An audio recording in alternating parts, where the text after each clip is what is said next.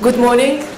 Welcome to our 14th symposium, and really pleased to see you all here. We have more space in the overflow if anyone wants to be more comfortable, but great to see such a great crowd here. And most important, I see it growing every year. So we're doing something right by meeting once a year with you from industry and us from academia, and finding ways to see how we can cure cancer.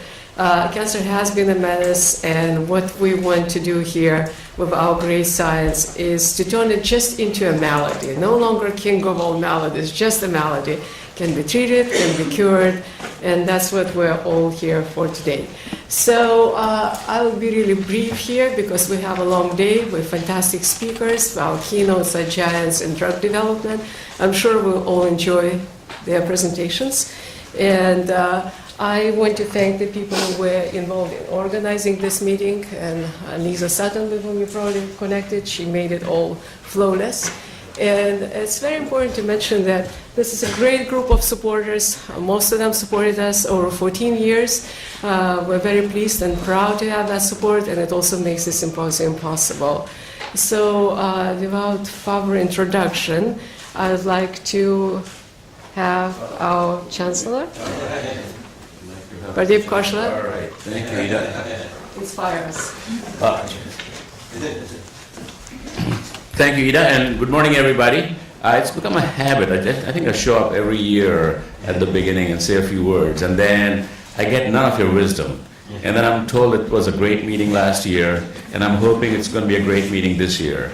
As you can see, this is the 14th year in a row that this meeting is happening, and these things don't happen by happenstance or just out of nowhere.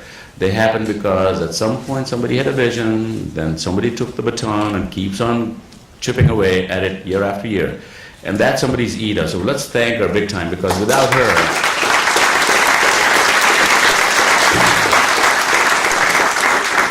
her, this would not happen. And without Dennis Carson's original vision, this would not have happened. But let me tell you what that original vision and this progress year after year, where has this brought us? So where we are right now, we are about 5 years beyond our strategic plan. And out of the 4 main pillars of the plan, one of the pillars was vertically integrating basic science with engineering through data sciences into medicine. And clearly cancer was one of the goals where we would be looking at basic discoveries both within our biological sciences division, bioengineering at the MCC, and vertically integrating that to create cures and therapies. And that has been, I think, very successful. And I'll talk a little bit about an example of what we are doing. So successful that we had Mr. Ratan Tata visit here about, 6 months ago. And I randomly picked 4 oncologists. I had no idea what they were doing. I just randomly picked 4 people. I saw a list and I said, I'm going to pick 4.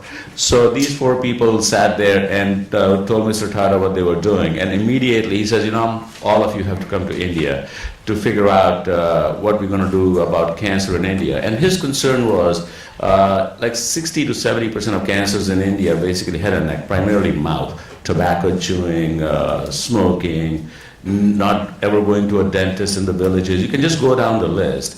So that was number one. Secondly, by the time they're detected, they're like stage 4 and beyond. It's like no hope. And holding them steady is costing more than finding early cures or early diagnostics. So there was Dr. Califano. Is he here? No, he's not here. So he had this mouthwash. I call it mouthwash. I don't know what he calls it. So it's mouthwash. You kind of gargle your mouth, and then you put it in a cup, and you put this little dipstick, like a pregnancy test, and out comes the answer. Do you have something or not? And Mr. Tata, he just could not believe his eyes. I mean, he says, look, there's so much great work done out here. And that's just one of many things. Then, so we all go to India. So Joe's with us, Kat Jameson. Kat, is she here? No. She's with us, and 5 of us. And on the way there, everybody's working away. But one evening, we're sitting at the bar, and Kat just gets up and leaves. And she's gone for 2 hours, and I have to entertain her husband.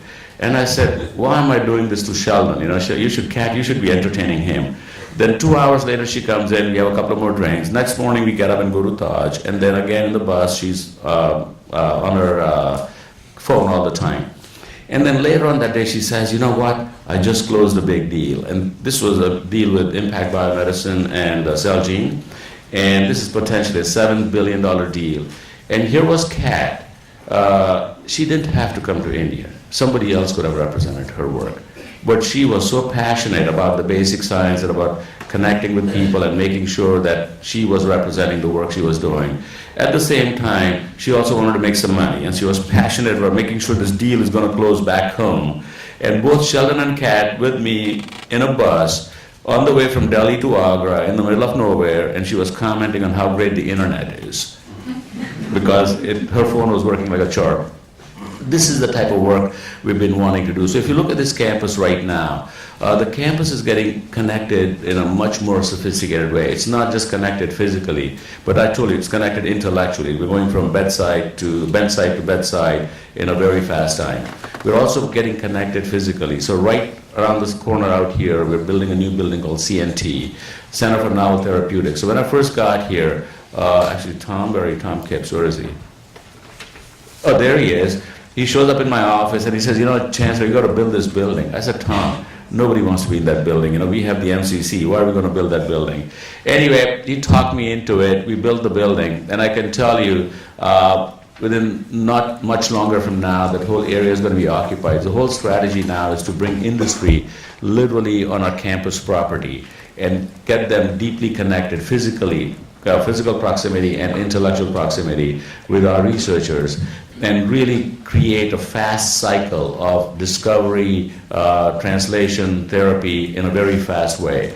And we are doing this not just by connecting physically and connecting intellectually, we're also changing our intellectual property rules. So if you are a faculty member, you want to start a company, 5%, $2 million non-dilutable, and then you're done. No royalty income, nothing. We don't want any licensing fee. We know how money is expensive. Initial money is very expensive, so we want you to have the money to implement your therapy and develop a cure. We don't want to make any money, but when you do make money, I'll be there at your doorstep. Remember that, right? But I'm willing to wait, and this is a policy that many big universities in the country have followed, and this is what UC San Diego is following. Very different from a typical UC policy. So if you're from industry and you work with UC and you have had a bad experience, please don't use that bad experience and translate that to UC San Diego. Because we are trying to create a really great experience out here, not just for the patient, but also for the entrepreneur and also for industry that wants to work with us. So with that said, I'm going to say thank you. There's a star lineup out here. You don't want to hear me. You want to hear the good science that's being done. But before you do that, I do want to hand it over to Tom Kipps. Tom, do you want to say a few words, sir? Thank you.